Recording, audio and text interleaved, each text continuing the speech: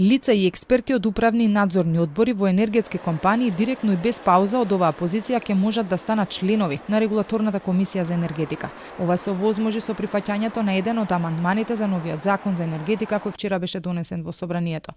Дел од познавачите не се согласуваат со оваа измена и сметаат дека може да се отвори простор лица од приватни компании кои имаат своји интереси да влијаат во носењето одлуки за планови, издавање лиценци, дозволи кои ги работи регулаторот.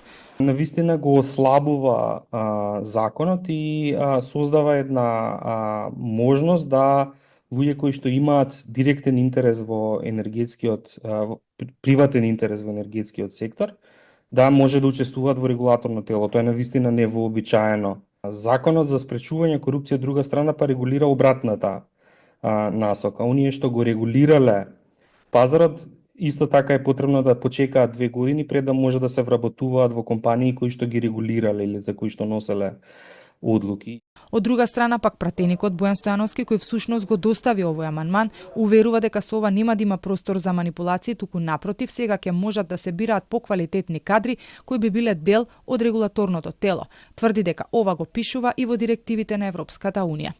Претходно членувањето во регулаторната комисија беше ограничено, односно најмалку 2 години пред да бидат назначени како членови на РКЕ, лицето не смееше да биде дел од управен или надзорен одбор.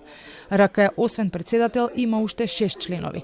Според министерката за енергетика Божиновска, главни придобивки од законот ќе бидат конкурентен пазар на струја, воведување на паметни броила за попрецизно мерење на потрошувачката, воведување на граѓански енергетски заедници, поголем избор за снабдување на стопанството и систем за складирање на струја. На новиот закон за енергетика се работеше околу 2 години.